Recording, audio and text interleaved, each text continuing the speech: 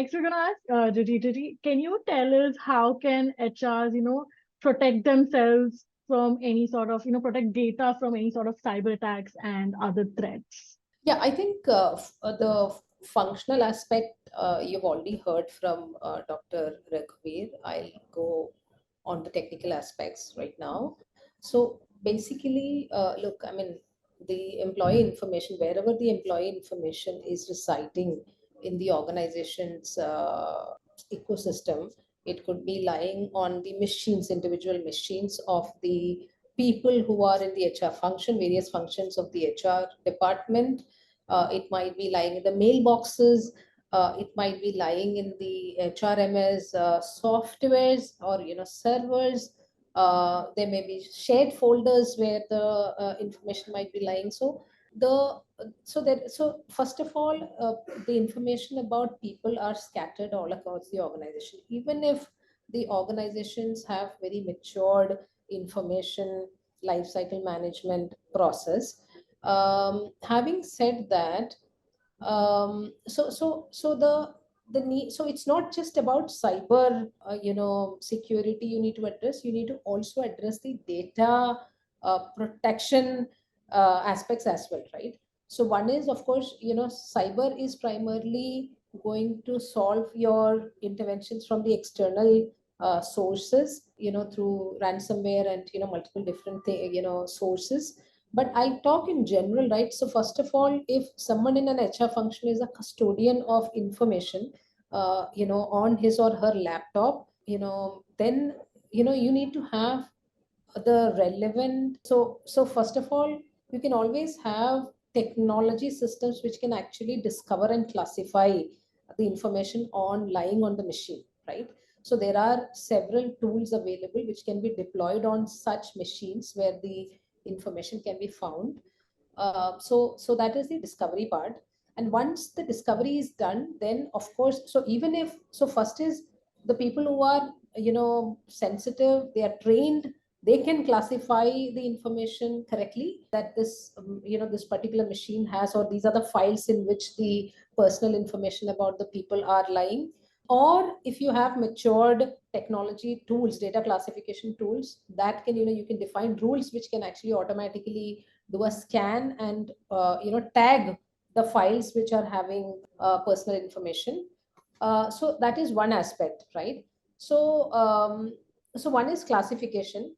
The second is the protection, right? So once you have a sensitive personal information identified, then how do we protect that information? So there comes tools like data leakage prevention solutions. So where you can set rules that if there is a kind of information that are classified as personal, how do you put in those controls that the information, whether it can go outside the boundary of the organization, or if that information can be shared with another person or not. So the data leakage protection tools allow you to define those policies, and it can, in an automated way, you can prevent the information going out of your system, or who have the legitimate access to that information is provided, right? And similar control can be put in at the email gateway level also. But at the same time, right, it also comes with a lot of individual awareness and responsibilities of the custodians of that information, and every individual who's handling the personal information become you know become responsible, right, to protect the information from going out. The other thing is that the on the cyber front, right, now there are a lot of this phishing attacks or social engineering. There are so many different ways in which the users lack of awareness or the systems vulnerabilities are exploited by the cyber attackers. And then your information lying on the machine is encrypted, taken to the dark web, make it available publicly on up for sale, etc. And so those are the larger threats.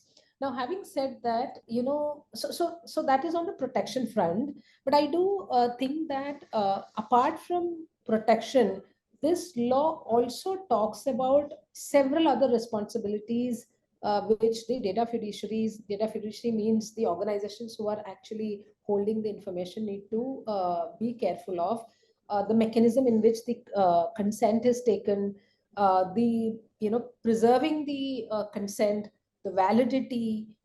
If the customer does not, so once your validity is over, you need to purge the information.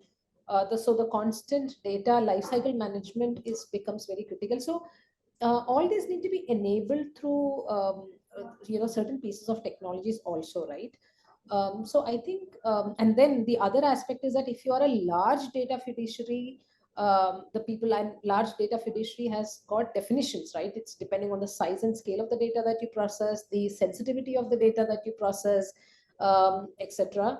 So for larger fiduciaries, you will be processing the large volume of data, right? So and there are also obligations like you need to have a data protection officer in the organization who will be monitoring all the compliance aspects.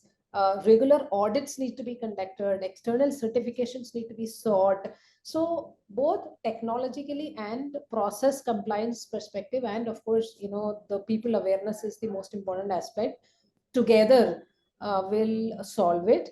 And at the same time, it is also very important that if you are tying up with any third-party service provider for processing the information or doing any kind of activity using the information that you've collected about people, it becomes a responsibility of the data fiduciary at the first place to make sure that they are also complying to the standards as you have laid down for yourself, right? That's what I feel would be the overall implications, both from the protection, and compliance perspective. Yeah, I completely agree. And I also from background verification software, like I think, you also get certifications like SOC2, ISO certificates that showcase that, our systems are all compliant by these data, rules. So that is also necessary when you're, choosing a vendor for your organization.